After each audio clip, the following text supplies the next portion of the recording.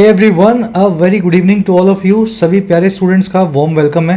Hopefully आप सभी अच्छे होंगे। फर्स्ट एडिटोरियल द हिंदू का कवर करेंगे आज। मेरा नाम है अमन बहल और ये आर्टिकल द हिंदू का नहीं है, ये एक्चुअल में है टाइम्स ऑफ इंडिया का। आज द हिंदू कवर नहीं होगा क्योंकि रोज़ एक ही न्यूज़पेपर कवर करने से आपके पढ़ने का दायरा, समझने का दायरा वहीं तक सीमित हो जाएगा। तो इसलिए मैं बार बार आपके रीडिंग के सोर्सेज को चेंज करता हूँ ताकि हर तरह की चीज़ आपको पढ़नी आए, आपके आरसी पैसेज के लिए, कॉम्प्रिहेंशन के लिए। चलिए, आर्टिकल लिखा हुआ है हमारे बैंक्स की पुअर सर्विस पे। आप भी गए होंगे कभी बैंक में, आपको परेशान किया गया होगा वहाँ के एम्प्लॉयज़ के द्वारा। इस चीज़ के ऊपर आरबीआई ने अब नज़र डाली है। चलिए, क्लास में ग्रामर को, रीडिंग को और वोकैब को, तीनों को बेसिक से लेकर के चलेंगे। कोशिश करता हूँ मैं ऐसे बनाया जाए कि हिंदी मीडियम वाले स्टूडेंट्स अच्छे से समझ सकें। क्लास को एक लाइक और एक शेयर दें, चैनल को सब्सक्राइब करें। आइए कुछ नया सीखते हैं।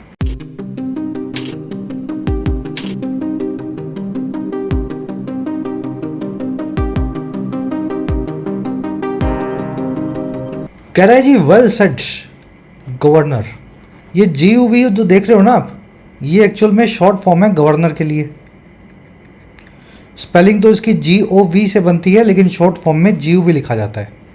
और वेल सेड मतलब बहुत अच्छा कहा गवर्नर साहब आपने। गवर्नर साहब कहाँ के हैं? रिजर्व बैंक ऑफ इंडिया के। क्या कहा इन्होंने भाई? टाइटल पैराग्राफ से देखते हैं। कह रहा है जी, although the Reserve Bank of India या RBI chief batted for ordinary bank customers but much more can be done. कह रहे जी, ऑल्दो यानी हालांकि, जो RBI के चीफ हैं यानी गवर्नर साहब हैं, इन्होंने बैट फॉर किया। हिंदी में अपने बोलते हैं ना, किसी के लिए बैटिंग करना, यानी किसी की साइड लेना, किसी के हक में बोलना, किसी की पैरवी करना। तो रिजर्व बैंक ऑफ इंडिया के चीफ ने भी बहुत अच्छे से बैटिंग की या फिर साइड भरी, आम जो है ऑर्डिनरी बैंक के कस्टमर की, आपकी और मेरी। कह रहा है लेकिन फिर भी, लेकिन बहुत कुछ और यानी मच मोर, बहुत कुछ और मच मोर किया जा सकता है पैसिव वॉइस में। Can be done. कैन मतलब सकना, बी डन से पैसिव वॉइस बनाया गया है, बहुत कुछ और को किया जा सकता है। चलिए, सेंटेंस की स्ट्रक्चर देखेंगे।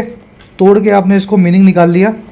सब्जेक्ट है यहाँ पे द RBI चीफ, यानी कि RBI के गवर्नर साहब। वर्ब है इनकी बैटेड, वर्ब की सेकंड फॉर्म लगी हुई है, पास्ट टेंस है। इन्होंने बैट फॉर किया, जैसा कि मैंने आपको बताया, किसी को सपोर्ट करना, डिफेंड करना, किसी के हक में बात करना। ऑर्डिनरी यानी नॉर्मल, आम।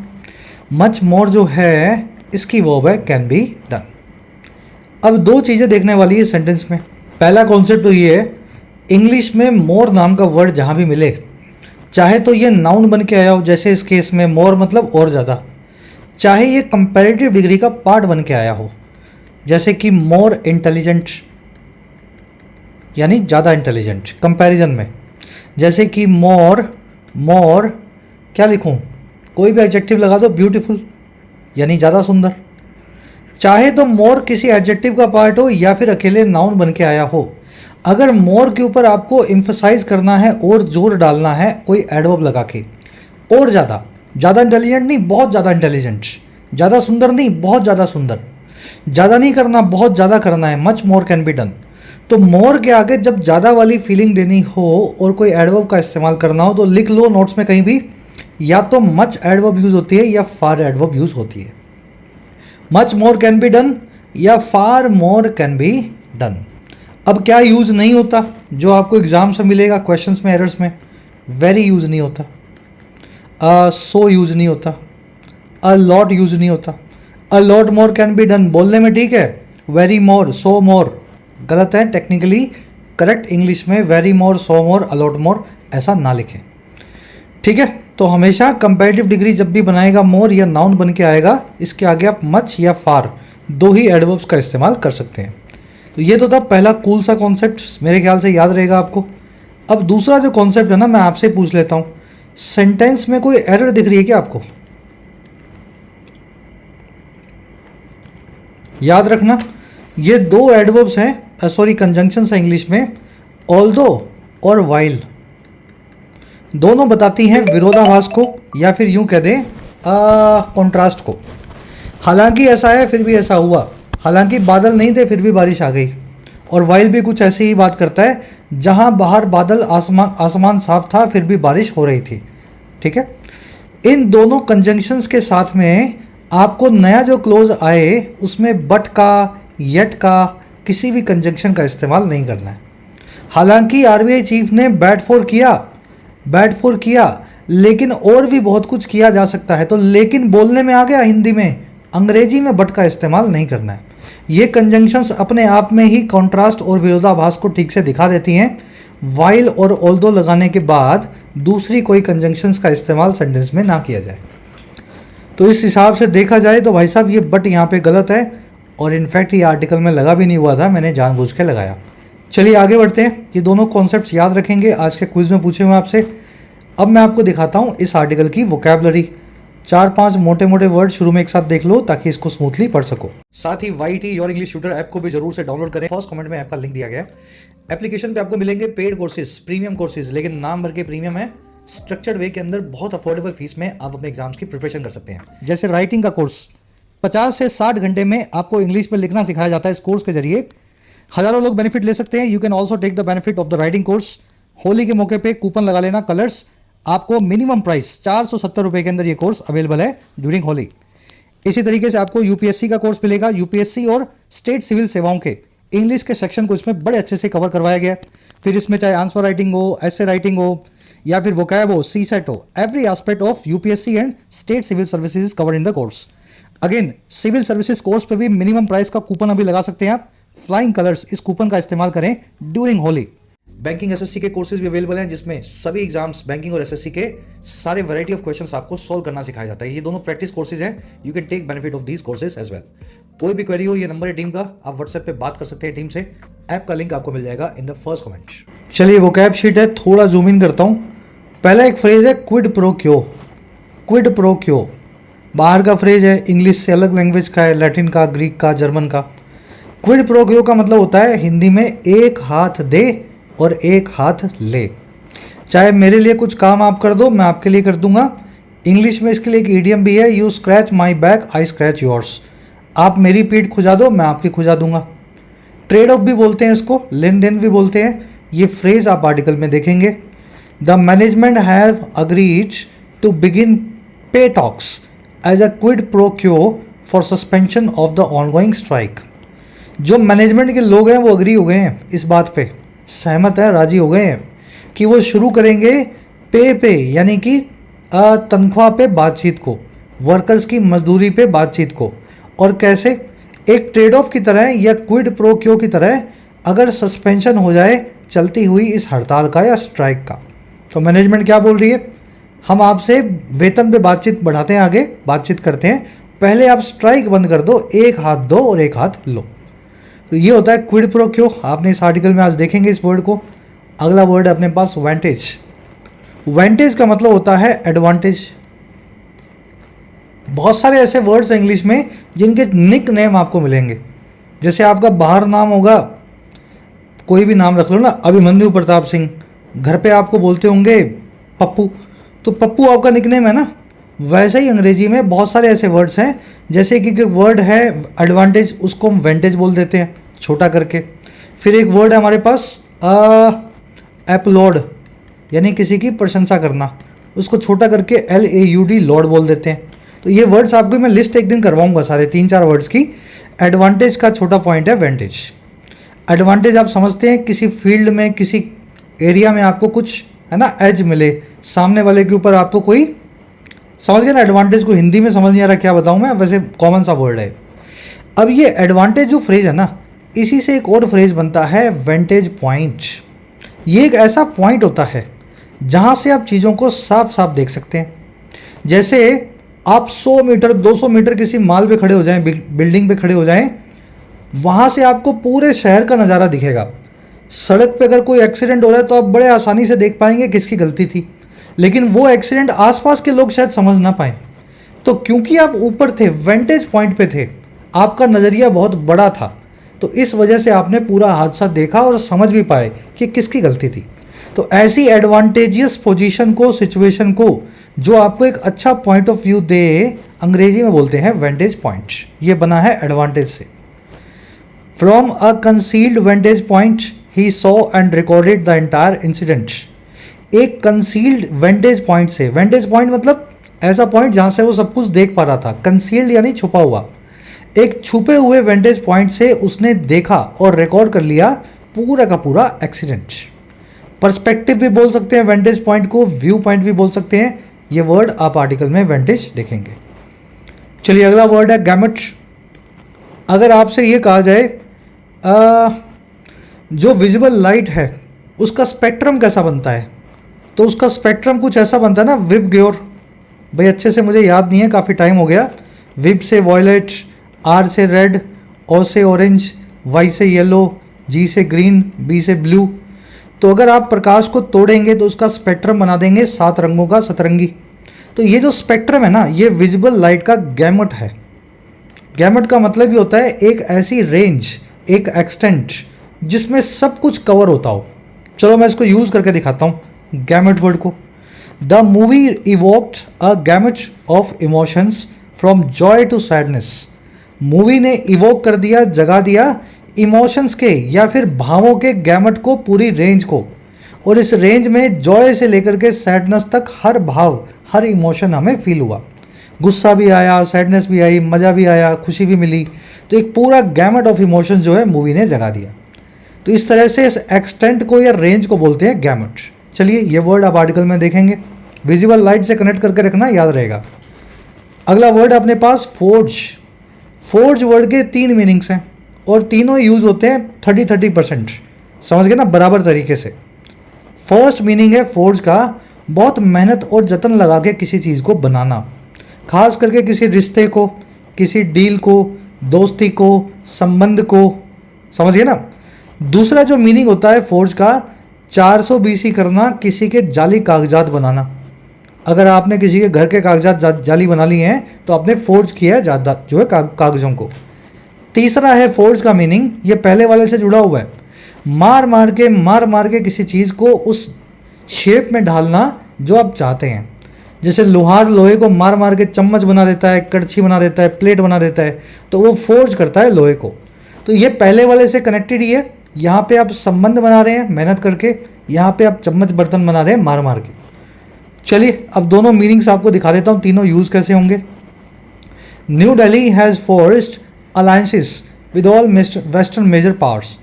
नई दिल्ली ने फोर्ज किया है, जतन करके बनाया है, मार के, और किसको, सारे अलायंसेस को, संबंधों को, सभी बड़े वेस्टर्न पावर्स के साथ में। तो यहाँ पे संबंध बनाने की बात हो रही है। और दूसरा वाला मीनिंग देखो, he was accuse of forging the property documents of his uncle. उसको अक्यूज़ किया गया था नकली कागजात बनवाने का, फोर्जिंग करने का अपने अंकल के, चाचा के प्रॉपर्टी डॉक्यूमेंट्स की। तो ये दूसरा वाला मीनिंग आज आप आर्टिकल में देखेंगे। जो पहला वाला मीनिंग है और तीसरा वाला पहला वाला सेम ही है ना, इनके लिए ये सिनोनिम्स है, hammer out, trash out, construct और निगोशिएट। ठीक है, जतन लगा के किसी चीज़ को बनाना, हैमर आउट। और जो दूसरा वाला मीनिंग है नकली कागजात, उसको बोलते हैं मैनिपुलेट करना, फॉल्सिफाई करना, फैब्रिकेट करना, टेम्पर विद करना। तो ये दूसरा मीनिंग आर्टिकल में आएगा। लास्ट वर्ड देख लो अपना आज का, डिलीजेंस। डिलीजेंस होता है जी ऐसा हार्डवर्क जो बहुत कंसिस्टेंट हो और बहुत केयरफुली किया गया हो। मान लीजिए आप पढ़ाई कर रहे हैं, एकदम स्केड्यूल बना करके, इतने बजे ये करूँगा, इतने बजे तक इसको पूरा करूँगा, ये क्लास लूँगा, ये वाला मॉक टेस्ट लगाऊँगा। तो ऐसा जो हार्डवर्क है ना, जो स्केड्यूल से चलता है, वो कंसिस्टेंट और केयरफुल हार्डवर्क कहलाता है डिलीजेंस। डिलीजेंट स्टूडेंट वो स्टूडेंट है जो, समझ गया ना, जिसकी सारी असाइनमेंट्स पूरी हैं, जो सब कुछ उसको कहा था वो सब कुछ याद करके आया है। Her diligence has earned a solid career. उसकी जो हार्डवर्क करने की आदत है कंसिस्टेंट तरीके से, उसने अर्न किया है, उसको कमा करके दिया है एक बहुत ही सॉलिड सा करियर। डिलीजेंस को इंडस्ट्रियसनेस भी बोलते हैं और परसिवरेंस भी बोलते हैं। लगे रहना, वो लगे रहो मुन्ना वाली बात है, उसको बोलते हैं परसिवरेंस, हार ना मानना। चलिए 5 वर्ड्स डिटेल में हो गए, अच्छे वर्ड्स हैं। अब आर्टिकल पे आ जाओ, एक समरी आपको देंगे। समरी ये है कि हमारे बैंक्स के प्रॉफिट तो बढ़ते जा रहे हैं, है ना, इनकी एफडीआं बढ़ रही हैं, बहुत सारे इंश्योरेंस प्रोडक्ट्स ये सेल करते हैं बैंक वाले, लोन्स देते हैं। लेकिन एक चीज़ में ये सारे बैंक्स फिसड्डी हैं, और वो चीज़ क्या है, कस्टमर सर्विस। और ये इसलिए है क्योंकि बैंक्स के अंदर ज़्यादा कमाने पे जोर दिया जाता है, प्रॉफिट्स पे, ना कि कस्टमर्स को सेटिस्फाई करने पे। सरकार ने इनफैक्ट आरबीआई ने एक स्कीम भी बनाई थी, बैंकिंग लोकपाल स्कीम बोलते हैं उसको, बैंकिंग ऑम्बड्समैन, जिसमें अगर बैंक वालों के खिलाफ कोई शिकायत हो तो ऑम्बड्समैन के पास वो शिकायत पहुंचेगी और वो आपका, समझिए ना, एड्रेस करेगा, सोल्यूशन निकालेगा। लेकिन ऑम्बड्समैन स्कीम में भी बैंक वाले गलत डेटा भेजते हैं, 10 की जगह पे 5 ही शिकायतें आगे तक जाती हैं। तो हमारा आर्टिकल कह रहा है कि फाइनली आरबीआई चीफ ने इस बात के ऊपर संज्ञान लिया है, कॉग्निजेंस लिया है और शायद हालात सुधरें। आज की टोन है फ्रस्ट्रेटेड, फ्रस्ट्रेशन दिखा रहा है बैंकों के साथ कि इतना पैसा कमाने के बाद भी आपका कस्टमर सेटिस्फाइड क्यों नहीं है। चलिए, कंसर्न और समझ गए ना, फ्रस्ट्रेटेड टोन में लिखा हुआ आर्टिकल है। अब शुरू करते हैं इसको, साथ पढ़ना है आपको भी, आराम से वीडियो को पॉज करना है, फर्स्ट पैराग्राफ को रीडिंग दो, मीनिंग निकालने की कोशिश करो क्या लिखा हुआ है।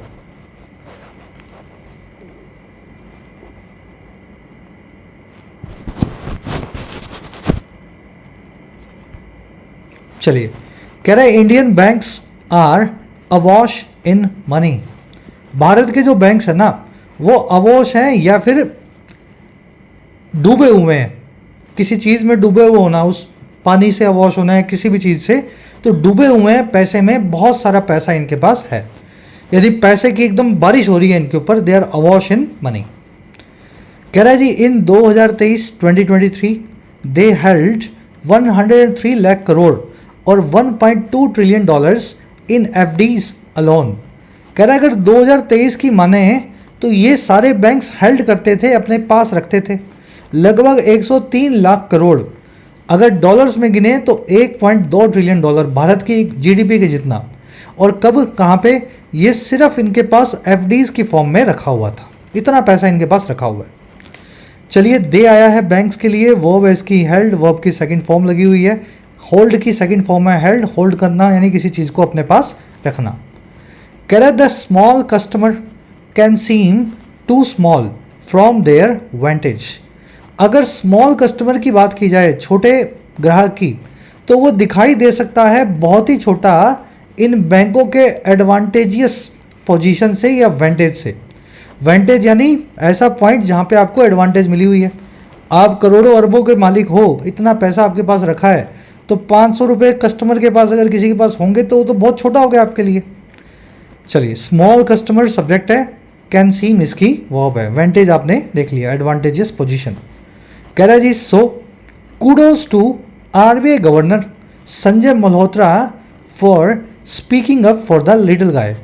अब ये एकदम मजाक भरे, मस्ती भरे मूड में कह रहा है जी इसलिए बहुत सारे कूडोज या बधाइयाँ, ये कूडोज वर्ड जो है ना बधाइयाँ देने के लिए यूज़ होता है जब कोई अच्छा काम करे उसको, कोई आप मैच जीत गए, कोई सफलता मिल गई, कुछ एग्ज़ाम पास कर लिया, है ना, तो कह रहा है जी बधाइयाँ हो गवर्नर साहब को, संजय मिश्रा जी को, मल्होत्रा जी को, स्पीक अप करने के लिए, आवाज़ उठाने के लिए, द लिटिल गाय के लिए, आपके और मेरे आम आदमी के लिए।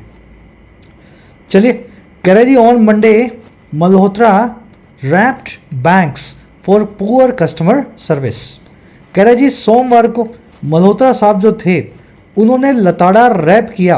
रैप करना यानी किसी के टपली दे मारना, सर पे, हाथ पे, पाँव पे, पीठ पे, तो उन्होंने टपली दे मारी इन बैंक्स को या फिर लताड़ा इनकी खराब कस्टमर सर्विस के लिए। चलिए, मल्होत्रा साहब आए हैं सब्जेक्ट बन के, गवर्नर साहब हैं और इनकी वर्ब है रैप्ड। ये जो रैप वर्ब है जिसका मैंने आपको मीनिंग बताया, किसी को फटकारना, लताड़ना, इससे एक इडियम बनती है अंग्रेजी में, रैप ऑन द नकल। देखो, टपली वैसे ही बहुत छोटी होती है, टपली समझते हो ना, एक तो थप्पड़ मारा आपने लाफा, वो तो तेज होगा, जोर से मारा जाएगा, टपली होती है छोटी सी। और अगर ये टपली भी किसी को नकल्स पे दे दी जाए, नकल्स क्या होते हैं, आपके उंगलियों के जो गिट्टे होते हैं ना, इनको बोलते हैं नकल्स। तो इसका मतलब क्या है, आपने किसी को लताड़ा तो सही, लेकिन इस तरीके से लताड़ा कि सामने वाले को बिल्कुल भी फील ना हो, यानी वो आपके घर का ही कोई आदमी है, आपको उसको कुछ कहना भी था, लताड़ना भी था, पर आपने उसको बहुत शालीन भाषा में, बहुत, है ना, कम इंटेंसिटी के साथ में कुछ कह के सिर्फ अपनी फॉर्मेलिटी पूरी कर दी। तो फॉर्मेलिटी पूरी करने वाली जब पनिशमेंट दी जाती है, that is called a rap on the knuckle. चलिए, ईडियम याद रखना, फिर किसी क्लास में आ जाएगी। आगे बढ़ो, नेक्स्ट पैराग्राफ।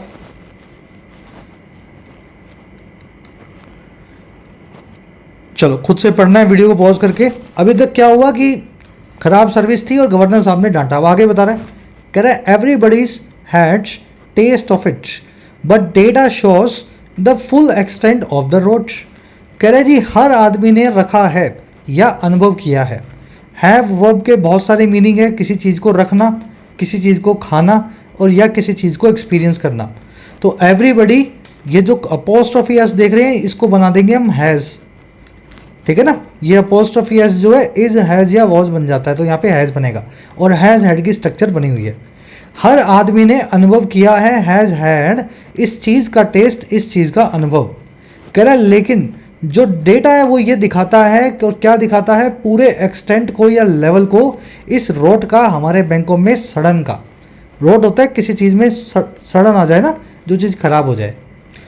चलिए ये स्ट्रक्चर देख लेना। हैज़ हैड इस पर एक अलग वीडियो कर चुके हैं, हैज़ हैड कब लगाना है मैं याद रख पाऊंगा तो यहाँ पे डाल दूंगा ताकि इस वीडियो को आप रेफर कर सकें। डेटा की वर्ब है शोज़, टेक्निकली डेटा की वर्ब शो होनी चाहिए, डेटा एक प्लूरल नाउन है। एक्सटेंड का मतलब होता है लेवल, रोड होता है सडन। कह रहा जी complaints received under RBI's ombudsman scheme not resolved by your bank hence escalated to RBI have grown at least 50% a year for the past 2 years। देखो सेंटेंस में आपको 2 डैश मिल रहे हैं, दिख रहे हैं। तो आसान बनाने के लिए अपनी ज़िंदगी को इन दोनों डैशेस के बीच में जो लिखा हुआ है उसको भूल जाओ, बाकी का पढ़ लो। ये डैश वाला अपने बाद में ऐड कर देंगे, ये अननेसेसरी इंफॉर्मेशन है। कह रहे जो कंप्लेंट्स यानी शिकायतें, रिसीव जो हुई वर्ब की थर्ड फॉर्म पास्ट पार्टिसिपल, जो मिली आरबीआई की ऑम्बड्समैन स्कीम में। ऑम्बड्समैन स्कीम को हिंदी में बोलते हैं लोकपाल स्कीम। अब ये बीच का छोड़ दो। कह रहे जी ये कंप्लेंट्स है ना, ये ग्रो कर चुकी हैं, हैव ग्रोन 50% से अ ईयर हर साल पिछले 2 सालों में। तो ये 100 से पहले 150 हुई और फिर 150 से 225 हुई, यानी 2.25 गुना हो गई 2 साल में। अब ये स्कीम क्या है जी, कह रहा है जी not resolve by your bank hence escalated to RBI. ये वो कंप्लेंट्स हैं इस स्कीम के अंडर में जो रिजॉल्व नहीं हुई आपके बैंक के द्वारा, और इस प्रकार से ये एस्केलेट हो गई, ऊपर चली गई आरबीआई के पास। एस्केलेट होना यानी 1 लेवल 2 लेवल ऊपर चले जाना, समझ लो। तो ये कंप्लेंट्स के लिए एडिशनल इंफॉर्मेशन थी, not resolve by your bank hence escalated to RBI. चलिए कंप्लेंट सब्जेक्ट है, हैव ग्रोन इसकी वर्ब है। कंप्लेंट्स वो हैं जो रिसीव हुई थी, वर्ब की थर्ड फॉर्म एडजेक्टिव है। कंप्लेंट्स वो हैं जो रिजॉल्व नहीं हुई, वर्ब की थर्ड फॉर्म एडजेक्टिव है कंप्लेंट्स के लिए। और कंप्लेंट्स वो हैं जो एस्केलेट हो गई, वर्ब की third form adjective past participle. Participle पे खास ध्यान दिया करो, अच्छे से करवाए हुए आपको। आगे बढ़ो। कह रहे जी if India's GDP grew that fast it would overtake the US in just over 5 years। कह रहे हैं अगर भारत की जीडीपी ग्रो की इतनी तेज़ी से तो ये ओवरटेक कर लेगी या फिर आगे निकल जाएगी अमेरिकन जीडीपी से सिर्फ अगले 5 सालों में। तो जितनी तेज़ी से अगर कंप्लेंट्स ग्रो कर रही हैं, हमारी जीडीपी भी ग्रो करने लगे तो 5 सालों में अमेरिका हमारे पीछे हो जाए। तो ये तंज कस रहा है कितनी कंप्लेंट्स भारत में आती हैं। अब यहाँ पे एक छोटा सा पॉज लो, वीडियो को कर लो पॉज, और मुझे बताओ कौन सा कंडीशनल का इस्तेमाल यहाँ पे हुआ है। डालना है कमेंट्स में, फर्स्ट, सेकंड, थर्ड या 0 कंडीशनल। देखो 2 तरीके हैं इसको पता करने के। पहला तरीका है वर्ब की सेकंड फॉर्म लगी हुई है इफ़ के साथ में, और दूसरा है जी बाद वाले क्लोज में वुड प्लस में बेस फॉर्म आ रही है। अगर मैं पंछी हूँ तो मैं उड़ जाऊँ, समझ रहे हो। अगर मैं प्राइम मिनिस्टर हूँ तो वार रुकवा दूँ। अगर जीडीपी ग्रो कर जाए इतना तेज़ी से तो ये ओवरटेक कर जाए अमेरिका को। तो ये सेकंड कंडीशनल इमेजिनरी कंडीशंस को बताता है। अगर ऐसा हो तो मैं हो जाऊँ। भाई मैं पंछी तो मैं बन नहीं सकता, पंख तो मेरे लग नहीं सकते, तो अगर मेरे पंख होते तो मैं उड़ जाता। तो इस तरह की जो इमेजिनरी बातें हैं, सपने हैं, ख्वाब हैं, उनके लिए हम सेकंड कंडीशनल का इफ़ के साथ में V2 और बाद वाले क्लोज में वुड प्लस में वर्ब की बेस फॉर्म। ऑफ कोर्स मैं कंडीशनल्स यहाँ नहीं करवा सकता, फिर क्लास 3 घंटे की हो जाएगी। कंडीशनल्स की क्लास हो चुकी है, चैनल के होम पेज पे जाएं, सारे कंडीशनल्स चेक करें। चलिए आगे बढ़ें। कह रहा जी that's why Malhotra called it a highly unsatisfactory situation. That needs urgent attention. कह रहा है जी इसीलिए दैट इज़ वाई मल्होत्रा साहब ने कॉल किया, बुलाया इस पूरी चीज़ को, इस पूरे मामले को एक बहुत ज़्यादा असंतोषकारक या अनसेटिस्फैक्ट्री सिचुएशन जिसको ज़रूरत है बहुत ही अर्जेंट में अटेंशन की या सरकार के ध्यान की। चलिए, दैट की वर्ब है इज, मल्होत्रा की वर्ब है कॉल्ड, किसी चीज़ को किसी नाम से बुलाना, तो इन्होंने इस समस्या को बुलाया एन अनसेटिस्फैक्ट्री सिचुएशन के नाम से। दैट आया है सिचुएशन के लिए, वर्ब है इसकी नीड्स, वर्ब की सेकंड फॉर्म। कह रहे जी also flagged the under reporting of complaints by banks. इन्होंने साथ ही साथ फ्लैग भी किया। फ्लैग करना पता है आपको, किसी गलत चीज़ की तरफ सबका ध्यान खींचना। जब जो पेट्रोलिंग वाला गार्ड होता है रेलवे की ट्रैक पे जाके देखता है कि ट्रैक टूटा तो नहीं हुआ, तो ट्रैक टूट गया मान लो, अब वो जाके बताएगा इतनी देर में तो गाड़ी आएगी, गाड़ी गिर जाएगी, निकल के डिरेल हो जाएगी। तो वो वहाँ से जाने की बजाय क्या करता है मालूम है, एक फ्लैग लगा देता है लाल रंग का। भाई ये ट्रैक यहाँ से टूटा हुआ है, ये फ्लैग मैंने लगा दिया है, कोई भी लोकोमोटिव जो है यहाँ से गुजरे, गाड़ी का पायलट, लोको पायलट, तो इस फ्लैग को देख करके रुक जाना, अभी मैं जाके बताऊंगा और फिर इसको हम सही करवाएंगे। तो गलत चीज़ों पे ध्यान खींचा जाता है तब फ्लैग वर्ब का इस्तेमाल होता है, ट्रेन से इसको जोड़ के रखना। तो साथ ही साथ मल्होत्रा साहब ने झंडी लगा के दिखा दिया, फ्लैग कर दिया अंडर रिपोर्टिंग की या ज़रूरत से कम रिपोर्टिंग को, कंप्लेंट्स का, शिकायतों का बैंक्स के द्वारा। तो 10 की जगह 5 ही शिकायतें बैंक्स जो हैं आगे रिपोर्ट करते हैं। चलिए, ही की वर्ब है फ्लैग्ड, अंडर रिपोर्टिंग यानी रिपोर्ट करना लेकिन कम करना, अंडर। बड़े आगे ये कॉन्सेप्ट देख लेना कंप्लेंट्स वाला। कंप्लेंट एक नाउन है, कंप्लेंट का मतलब होता है शिकायत, लेकिन अगर मैं शिकायत करने की बात करूं यानी इसको एक वर्ब बनाना चाहूं तो फिर कंप्लेंट में से टी निकाल दो, फिर बन जाएगी वर्ब कंप्लेन, शिकायत करना। सेकंड फॉर्म कंप्लेंट हो जाएगी और थर्ड फॉर्म भी कंप्लेंट हो जाएगी। तो V1 V2 V3 चलेगी बिना टी के, और टी लग गया तो शिकायत नाम का नाउन बन जाएगा। चलिए बढ़े आगे, नेक्स्ट पैराग्राफ। देखो इसकी रीडिंग अच्छे से फटाफट।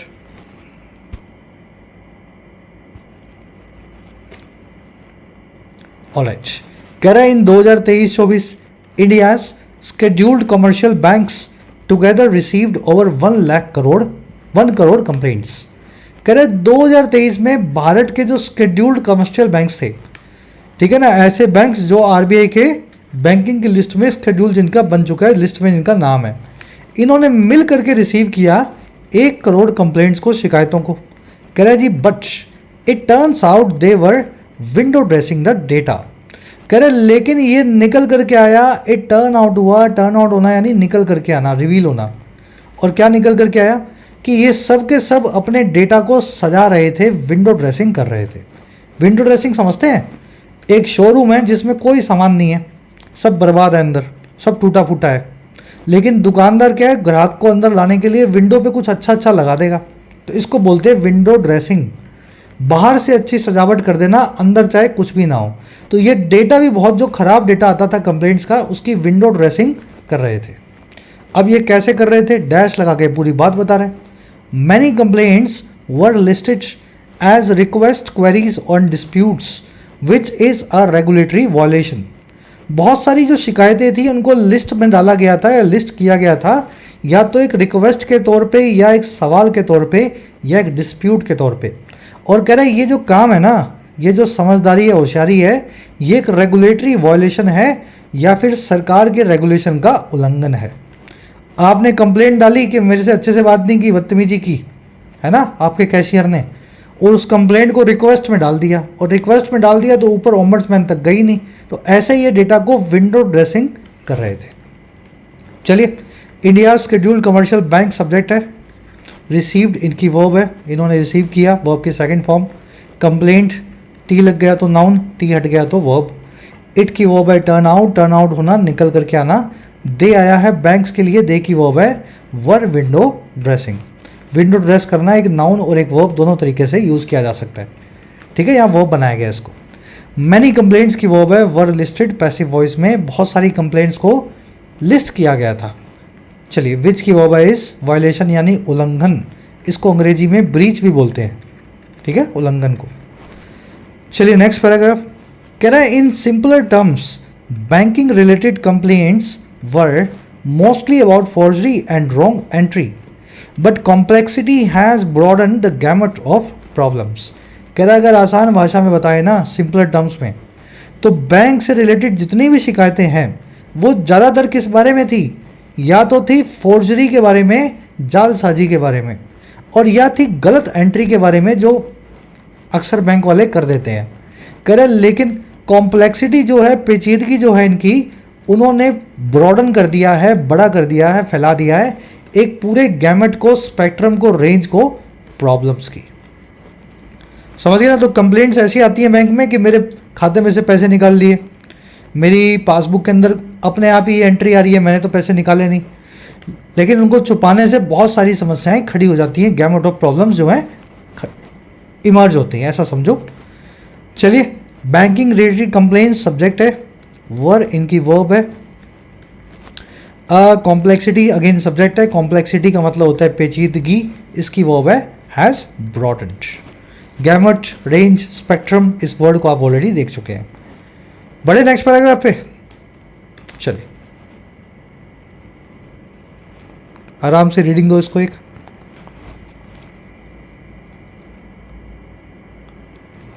कह रहा है जी, for example on Wednesday TOI reported about a man in Gujarat whose credit score fell because of his bank's mistake. कह रहा है एग्जाम्पल के लिए इसी बुधवार को, वेंसडे को, टाइम्स ऑफ इंडिया ने रिपोर्ट किया एक आदमी के बारे में, एक खबर छापी अबाउट अ मैन, और कहाँ पे? गुजरात के अंदर, जिसका क्रेडिट स्कोर ही गिर गया था, फेल कर गया था, और किस वजह से? बैंक की गलती की वजह से। Making him in eligible for loans, और ये सारा काम हुआ इस आदमी को मेक करते हुए, बनाते हुए इन एलिजिबल या फिर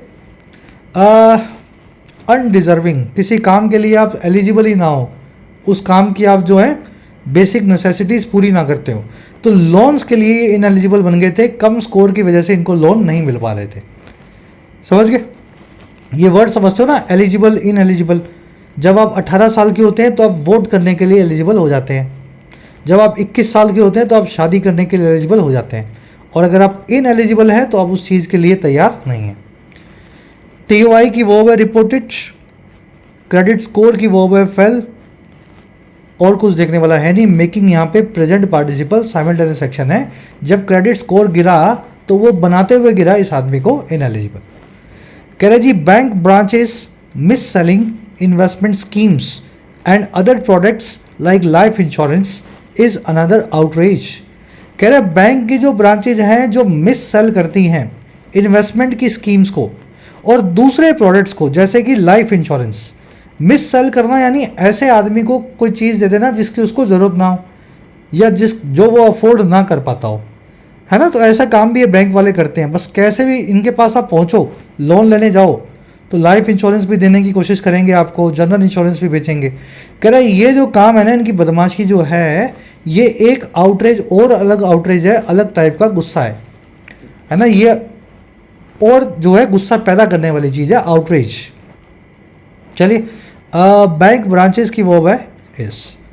कह रहा है a few years ago a report pointed out that bank branches rewarded staff for selling these products but not for better customer service. कुछ साल पहले भी एक रिपोर्ट आई थी और उसने पॉइंट आउट किया, रेफर टू किया, या इस चीज़ की तरफ हिंट किया, इशारा किया, हिंट एट। याद है ना, पॉइंट टू, रेफर टू और हिंट एट। तो इन्होंने पॉइंट आउट किया या पॉइंट टू किया इस चीज़ पे, दैट वो ये कि बैंकों की ब्रांचें रिवॉर्ड करती हैं या इनाम देती हैं अपने स्टाफ को सेल करने के लिए इन प्रोडक्ट्स को, ना कि अच्छी कस्टमर सर्विस के लिए। तो जो आदमी कैश के ऊपर बैठा है, कैश काउंटर पे, उसका काम तो नहीं है इंश्योरेंस बेचना, उसका काम है अच्छे से कैश कैलकुलेट करना, लोगों की एंट्रीज डालना, कैश जमा करना, देना लेना। तो इस काम में अच्छे तरीके से काम करे तो उसके लिए रिवॉर्ड नहीं मिलता उसको। अगर वो साथ में किसी को इंश्योरेंस बेचते तो बैंक वाले उसको कुछ बोनस दे देंगे। तो ये रिपोर्ट हमें मिली। चलिए, अ रिपोर्ट की वर्ब है पॉइंटेड आउट, दैट कंजंक्शन है बैंक ब्रांचेस की वर्ब है रिवॉर्डेड। बढ़े आगे।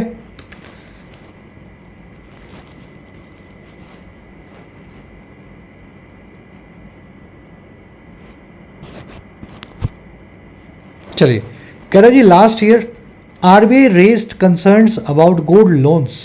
पिछले साल भी रिजर्व बैंक ऑफ इंडिया ने उठाया था चिंताओं को या कंसर्न्स को गोल्ड लोन को लेकर के। कह रहा है in December it caution banks about unsecured loans and top up loans offered with minimum due diligence.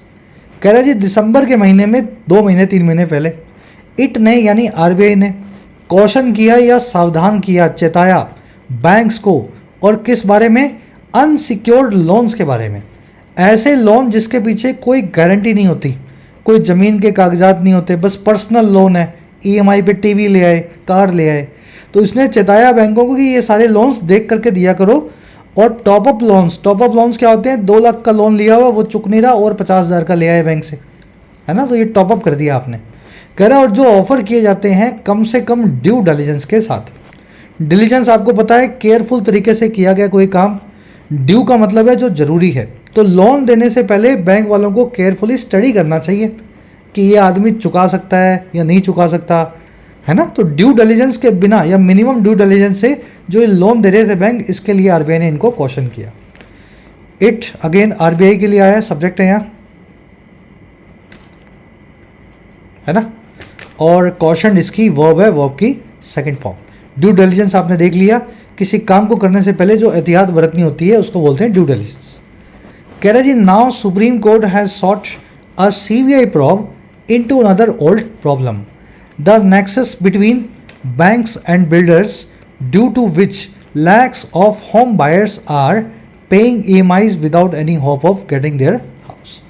अब इससे भी बड़ी चीज़ आई, कह रहा है अब जाकर के सुप्रीम कोर्ट ने सीक किया है, सीक की थर्ड फॉर्म सॉट किया है, मांगा है एक सीबीआई की प्रोब को, इन्वेस्टिगेशन को, जांच को, एक और अनदर पुरानी समस्या में, प्रॉब्लम में। और ये प्रॉब्लम क्या है? ये प्रॉब्लम है ये नेक्सस की या सांठ गांठ की, एक जाले की जो बना हुआ है बैंकों और बिल्डर्स के बीच में।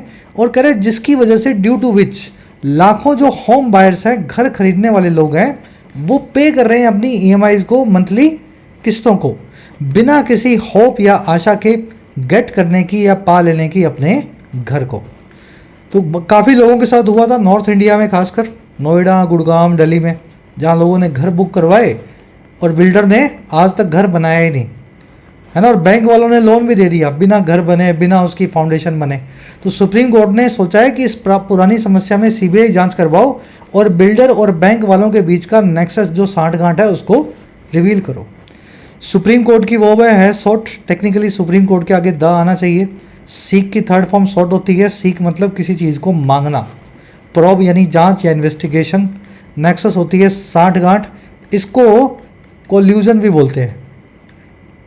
जब किसी आदमी से गुपे चुपे मिल करके आप कोई सांठ गांठ कर लेते हो गलत काम के लिए, नेक्सस या कोल्यूजन कहलाता है। कह रहे जी at as it told counsel for banks on Tuesday, knowing not a brick has been laid at the site you released 60%। कि जानते हुए, चलो पूरा सेंटेंस देखो, कह रहे कि जैसा इट ने या सुप्रीम कोर्ट ने बताया काउंसिल को या वकील को, काउंसिल कौन होता है? वकील या एडवोकेट जो आपकी पैरवी करे। बैंक वालों के वकील को बताया ट्यूसडे को, मंगलवार को, कि जानते हुए कि एक ब्रिक या ईंट भी अभी तक ले नहीं की गई है, बिछाई नहीं गई है जगह पे, आपने 60% रिलीज क्यों कर दिया? बिल्डर ने आपको कहा होगा कि लोन दे दो इनको, है ना, मैं तो बनाऊंगा नहीं है घर कभी भी। तो इस तरीके से आपने जानबूझ करके 60% लोन रिलीज कर दिया, एक ईंट भी है जब बिल्डर ने नहीं रखी थी। चलिए, इट की वर्ब है टोल्ड, टेल करना, किसी को कुछ बताना। काउंसिल देख लेना, वकील को बोलते हैं जो आपको सलाह दे, जो आपकी पैरवी करे। काउंसिल वर्ब को काउंसिल वर्ब से अलग रखना, स्पेलिंग साफ से लिख देता हूँ, काउंसिल। काउंसिल का मतलब होता है सभा, मीटिंग, या फिर कोई, है ना, जो मतलब मीटिंग में चेयरमैन लोग हैं, जो सब डायरेक्टर्स बैठे हैं, या मीटिंग ही मान लो, काउंसिल मीटिंग होती है, सिटी काउंसिल। तो ये काउंसिल है एडवोकेट, ये काउंसिल है मीटिंग। चलिए आगे बढ़े, लास्ट पैराग्राफ है अपना।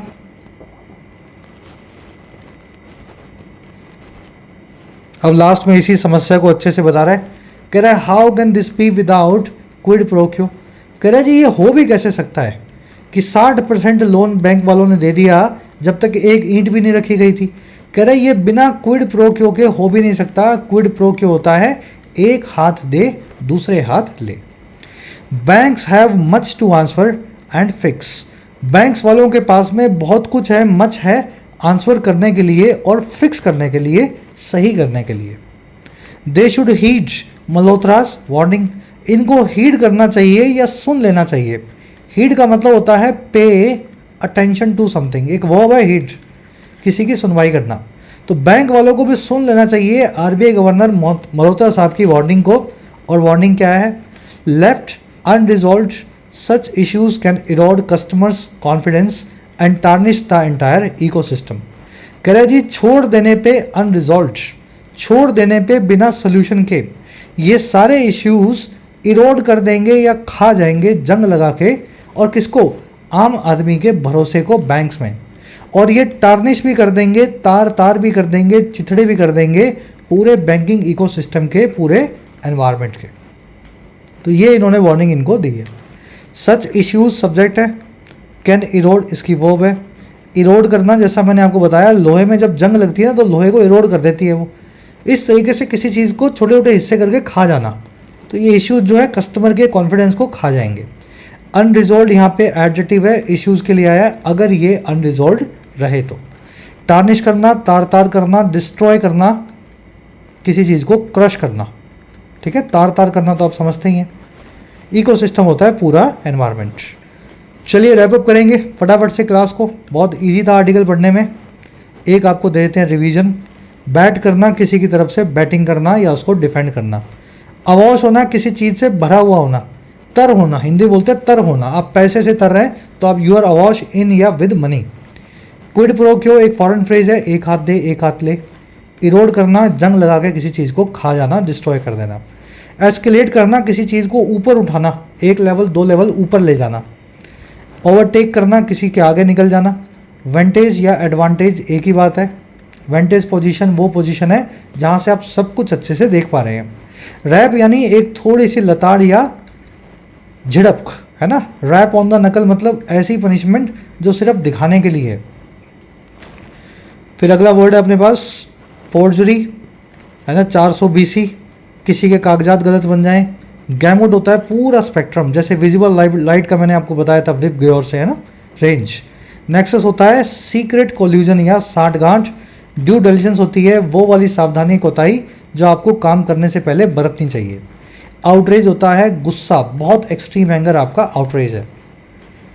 चलिए सेंट्रल थीम क्या है इस आर्टिकल की, क्वेश्चन सॉल्व करने हैं अपने को। एक सेंटेंस में इस आर्टिकल को समझाना हो आपके 5वीं 6वीं 10वीं क्लास के भाई या बहन को, तो कैसे समझाओगे एक सेंटेंस में? एक सेंटेंस में यही है जी, बढ़ता हुआ डिससेटिस्फैक्शन है या नाराजगी है बैंक के कस्टमर्स में बैंक को लेकर के। ठीक है, ग्रोइंग डिससेटिस्फैक्शन अमंग बैंक जो है कस्टमर्स। चलिए किस इशू को जो कंज्यूमर कंप्लेंट से रिलेटेड है उसको रेज किया गया था या उठाया गया था आरबीआई के द्वारा बैंकिंग की प्रैक्टिसेस को लेकर के? कौन से काम के नाम पे आरबीआई ने कौन सा इशू उठाया था बैंकिंग वालों से, बैंकिंग सेक्टर से? इशू ये था आरबीआई का कि आप जो कंप्लेंट्स आ रही हैं उनको विंडो ड्रेस कर रहे हो, डेटा को अंडर रिपोर्ट कर रहे हो। 10 की जगह भी हमारे पास 5 ही भेजते हो, 5 छुपा के रख लेते हो अपने पास। तो banks were under reporting the number of complaints, that was the issue. चलो क्विड प्रो क्यो करवा दिया आपको अच्छे से। वेंटेज पॉइंट क्या होता है, इनफैक्ट ये फ्रेज भी आप देख चुके हैं।